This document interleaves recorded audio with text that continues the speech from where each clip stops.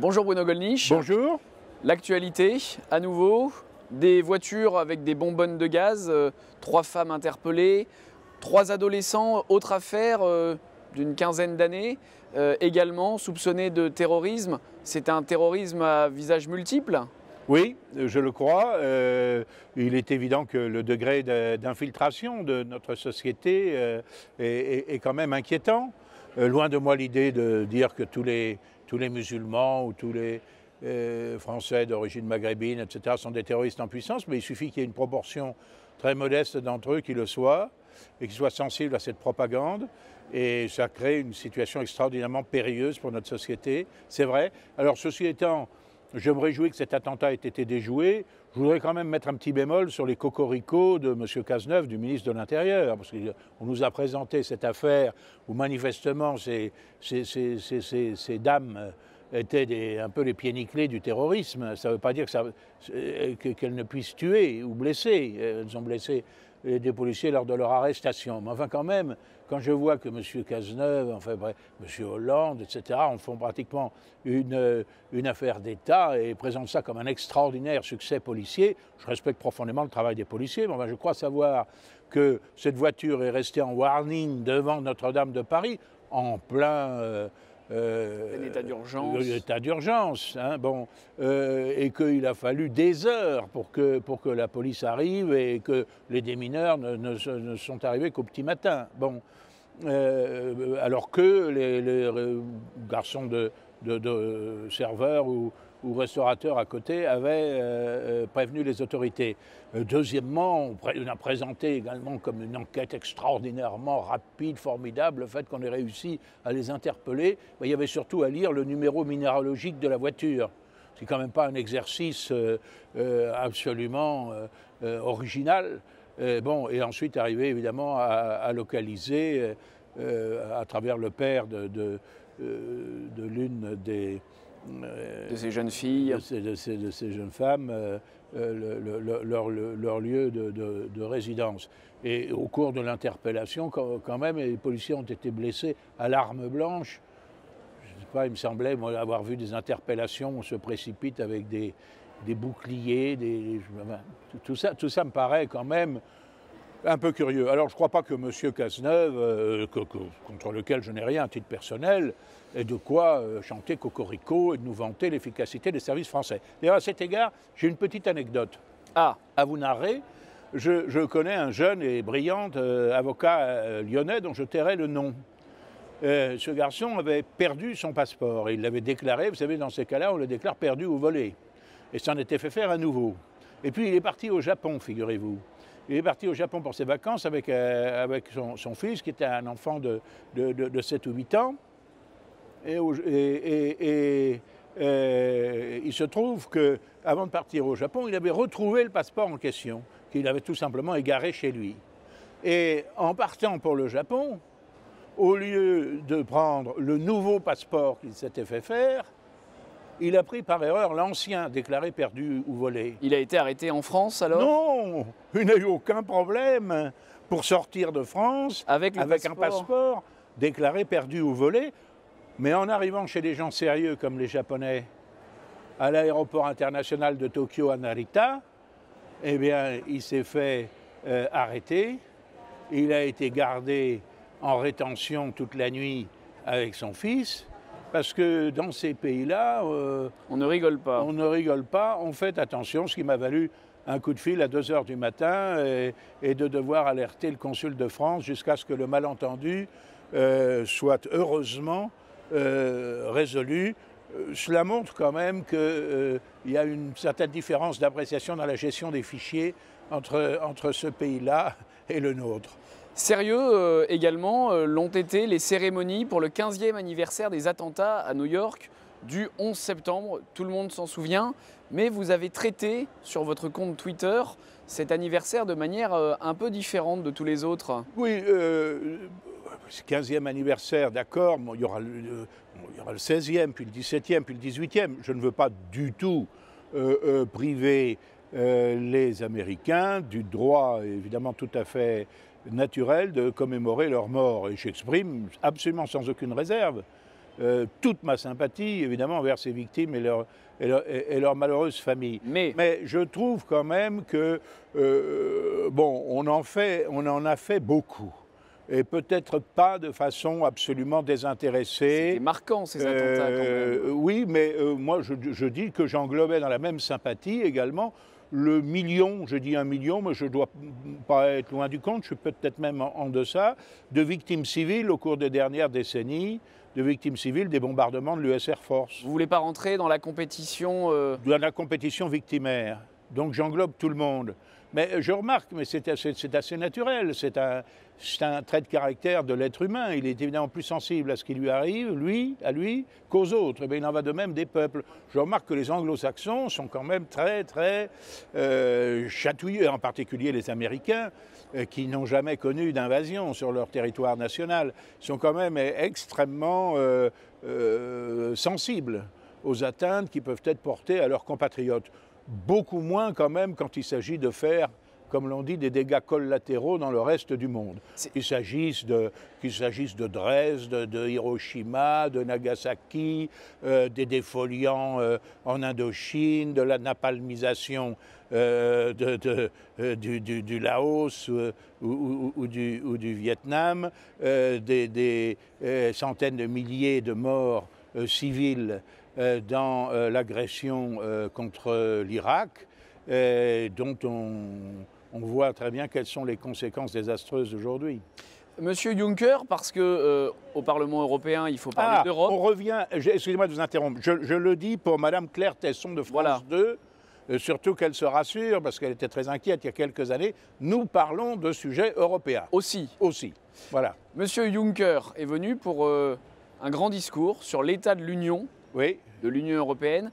Monsieur Juncker, vous avez retrouvé un Juncker qui s'adapte un petit peu aux réalités du terrain. Il essaie. Après le Brexit, après la contestation des peuples. Oui, je n'arrive pas à avoir d'animosité personnelle contre Monsieur Juncker, mais il y a quand même une chose qui me frappe dans ces débats. D'abord, avant ce fameux débat, ce discours sur l'état de l'Union de Monsieur Juncker, de Monsieur Tusk, et on ne sait toujours pas finalement quel est celui qui est le plus apte à représenter l'Europe.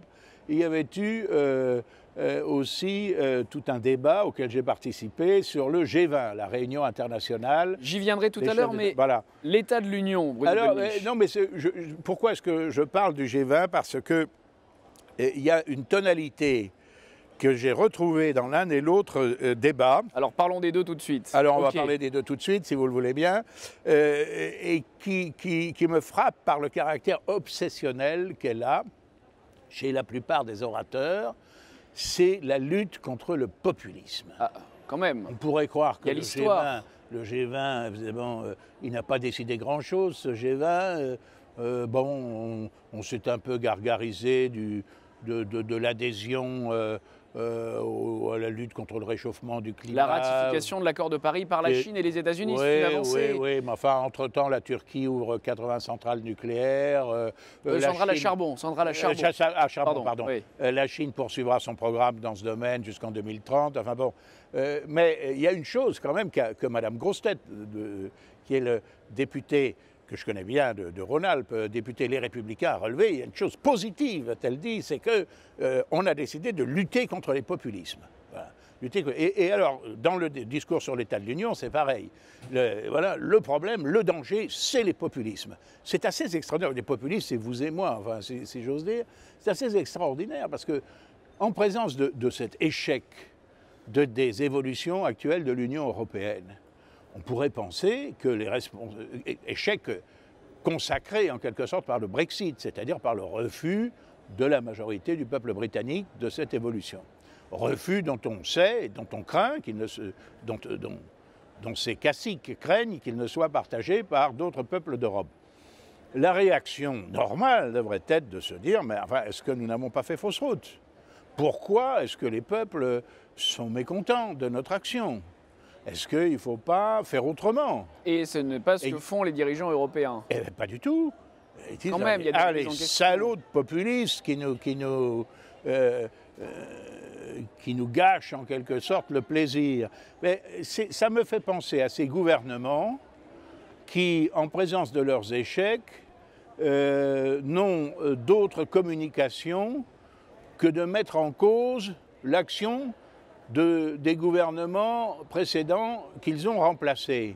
Alors, mais encore là, ça pourrait avoir, hein, quand je sais pas, Hollande s'en prend au bilan laissé par Sarkozy, bon, ben, ça peut avoir une apparence de réalité, car de fait, Sarkozy a pendant des années gouverné le pays. Mais là, les populistes que nous honorons d'être, en quelque sorte, nous n'avons aucune responsabilité, et pour cause étant minoritaire, minorité qui grossit, mais minorité tout de même, nous n'avons aucune responsabilité dans l'échec de l'Union européenne. Sauf peut-être de ne rien proposer, jamais. C'est ce qu'on vous dit. Mais quelle est votre vision de l'Europe? Mais ça, c'est tout à fait inexact. Nous avons une vision des nécessaires coopérations européennes. Nous avons même demandé qu'on les intensifie dans certains domaines, notamment dans le domaine de la recherche, dans le domaine industriel. Nous étions tout à fait favorables à ce que l'aérospatiale fusionne avec De Havilland, etc. C'est la Commission qui s'est mise en travers. Nous voulons des coopérations concrètes, précises, mais sur lesquelles les peuples soient en mesure de mettre un bilan, en quelque sorte, coût-avantage. Voilà, et qu'ils voient concrètement ce que l'on fait pour eux. Mais nous sommes opposés, c'est notre droit, conformément au génie européen, à la construction du super-État euro-mondialiste qu'ils préparent et qui rencontre de plus en plus d'opposition. La partie de ping-pong entre François Hollande et Nicolas Sarkozy va-t-elle renforcer Alain Juppé, un homme qui, lui, n'a pas été au pouvoir, qui était à Strasbourg cette semaine, le chantre de l'identité heureuse? Cette primaire à droite, enfin la primaire de la droite et du centre, le positionnement d'Alain Juppé, ça vous inspire quoi? Vous dites qu'il n'a pas été au pouvoir, ce n'est pas tout à fait exact. Moi, quand je suis entré jeune député à l'Assemblée nationale, M. Juppé était secrétaire d'État au budget, sauf erreur de ma part. Il a été ministre dans pratiquement tous les gouvernements qui ont suivi. Je l'ai connu comme ministre des Affaires étrangères, etc. Vous voulez dire quand il se présente comme l'homme du renouveau, c'est pas le cas? C'est un renouveau qui a le goût de revenez-y, hein, bon, bien sûr. D'accord. N'oubliez pas qu'il a été quand même le bras droit de Jacques Chirac. Premier ministre de Jacques Chirac. Premier ministre de Jacques Chirac, et un homme qui est Premier ministre, c'est un homme qui est au pouvoir, en principe, enfin du moins qui en détient une parcelle normalement. Et qui détient le record de nombre de manifestants dans la rue contre lui, jusqu'à François Hollande et le mariage pour tous. Et qui sur le plan pénal, il ne faut pas l'oublier, a été condamné sans doute en lieu et place de son patron Jacques Chirac. Ça, c'est une autre affaire, mais enfin bon. Cette primaire, de chapeau. Cette primaire, c'est un exercice de démocratie nécessaire. Vous pourriez peut-être vous en inspirer un peu? Non, très clairement non. Pourquoi? Parce que ce qu'il y a d'extraordinaire dans cette primaire, c'est qu'on voit des partis, que ce soit à gauche ou que ce soit chez les Républicains, on voit des partis qui présentent en principe des programmes divergents, des convictions sur certains points importants parfaitement opposés, des hommes et des femmes qui sont animés par une rivalité farouche, pour ne pas dire une totale hostilité. Ce n'est pas, moi, ma conception d'une formation politique. Une formation, que les gens se rassemblent autour de personnes et autour de convictions qui leur sont communes et qu'ils présentent leurs projets au pays. C'est ça, c'est ce que nous allons faire d'ailleurs à Fréjus avec Marine Le Pen ce week-end. Mais ce qui est extraordinaire quand même, et les plus anciens s'en souviennent, c'est que ce parti, les Républicains, ex-UMP, se réclament du gaullisme. Beaucoup plus que moi, qui n'étais pas gaulliste dans ma jeunesse. Bon. Et il se réclame du gaullisme. Or, il ne cesse de trahir l'héritage du gaullisme dans tous les domaines. La pauvre Nadine Morano a été débarquée de son investiture parce qu'elle avait cité un propos du général de Gaulle sur l'identité française, principalement blanche, chrétienne, européenne, avant tout. Oui, principalement, je dis, voilà, avant bon, qui est aujourd'hui considéré comme sulfureux par ceux-là même qui se réclament du général de Gaulle. Bon, le général de Gaulle avait quitté l'OTAN par des manifestations d'indépendance nationale vis-à-vis des États-Unis d'Amérique. M. Sarkozy nous y a réintégrés à un moment où le communisme n'était plus un danger à nos frontières. Bon, c'est-à-dire asservissant notre diplomatie et notre politique étrangère à celle des Américains. Et alors là, la dernière avatar, ce sont les primaires. Car s'il y a bien une chose dans l'héritage du gaullisme, c'est que de Gaulle voulait que l'élection présidentielle fût un contact direct entre le candidat à la magistrature suprême et le peuple, et que ça ne passe pas par l'intermédiaire des partis. Ça, c'était son dogme absolu. C'est d'ailleurs la raison pour laquelle le seul filtrage était un filtrage de parrainage qui n'était à l'époque que de 100 signatures de maires ou d'élus. 100 signatures qui a été porté à 500 par Giscard d'Estaing, précisément pour faire obstacle à la candidature de Le Pen. Donc De Gaulle considérait que cette compétition pour la magistrature suprême devait se faire en dehors des appareils des partis. Or, nous avons là un parti qui se réclame du gaullisme et qui fait l'inverse. Et qui fait exactement l'inverse. La sélection du futur président de la République, théoriquement, se fait à l'intérieur des partis et par toutes sortes de tripatouillages, de compétitions. Bon, alors au voilà. temporé, au mores. Oui. Autre temps.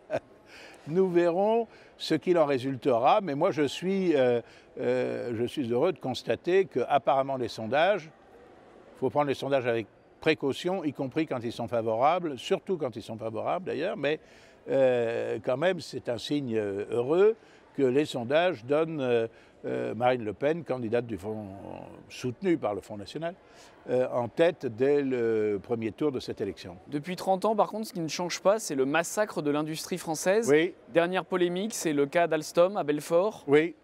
C'était prévisible et pourtant l'exécutif a fait ce qu'il a pu. Non, écoute, c'est extraordinaire cette histoire, extraordinaire.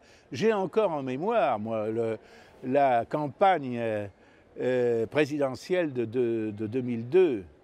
Et je me souviens de M. Cron, un président d'Alstom, dont le prédécesseur était parti après avoir laissé une situation déjà mauvaise, mais avec des parachutes dorés incroyables. Comme souvent. Monsieur Cron qui s'était fendu, comme s'il n'avait que ça à faire, dans Le Monde, d'un article pour déclarer les idées de Monsieur Le Pen nauséabondes. Hein, et notamment les combattre sur le plan économique. Bon, je ne suis pas sûr que le libéralisme que prônait Monsieur Cron est tellement mieux réussi à sa société que les idées que ne l'auraient fait les idées de Jean-Marie Le Pen. Et là, le gouvernement se mobilise. Écoutez, il faut revoir, par exemple, et la télévision a eu la légitime cruauté de le montrer quand même, la venue à Belfort de M. Macron, ministre de l'économie, qui déclare la main sur le cœur, quelques mois avant cette affaire, que Belfort a un avenir industriel, qu'il n'y a aucun problème. Ça en dit long quand même d'ailleurs sur les capacités de ce ministre. C'est ce qui est ex-ministre. Incroyable dans cette affaire. Maintenant. Ex-ministre, oui, qui va évidemment critiquer le bilan auquel il a participé, selon un... Voilà, pile je gagne, face tu perds. Oui, il avait dit j'ai fait ce que l'on m'a autorisé à faire. Oui. La formule sera... Je ne suis pas sûr que le résultat soit très concluant. Mais ce qui est étonnant dans cette histoire, écoutez, l'État, à l'occasion des négociations Alstom, General Electric, etc., a 20% du capital d'Alstom. C'est énorme. Et présent dans les conseils d'administration. Quand on a 20% du capital, on est évidemment présent dans le conseil d'administration. Alors là, de deux choses l'une. Ou les dirigeants d'Alstom ont caché la réalité au conseil d'administration, et à mon avis, pratiquement, c'est du pénal, à ce degré-là. Ou bien, comme je le pense, ils n'ont rien caché du tout, ça veut dire que l'État qui fait mine, enfin le gouvernement, qui fait mine de découvrir cette situation et de s'en indigner, était parfaitement informé. Par conséquent, nous touchons, là encore, du doigt une carence incroyable de nos autorités gouvernementales. Le gouvernement français, lui, essaye de trouver la solution au drame humanitaire de Calais, la ville de Calais, où on sait qu'il y a ce village immense, une ville, puisqu'il y a plus de 10 000 personnes. La solution pour Calais, c'est la délocalisation des migrants, des clandestins, dans les villages français. Est-ce que pour vous, c'est la seule solution possible ? C'est évidemment une solution de gribouille. C'est absurde parce que je ne suis pas insensible d'ailleurs à la situation de ces malheureux qui vivent dans des conditions absolument indignes, mais et je suis encore plus indigné par l'impuissance des pouvoirs publics. Mais écoutez, il faut serrer les problèmes. Il y a des gens qui sont là en situation tout à fait illégale, qui n'avaient aucune raison légitime de partir de chez eux, si c'était de trouver une vie économiquement plus favorable. Ceux-là sont des délinquants qui doivent être internés. Il y a des jeunes Afghans qui sont en âge de se battre contre les talibans. Ceux-là doivent être renvoyés dans leur pays, incorporés dans les troupes afghanes, cependant que nous rapatrierons les jeunes Français qui combattent là-bas. Ça s'appelle la relève, ça c'est naturel quand même. Que pour surtout quand on y envoie ceux du pays. Bien sûr.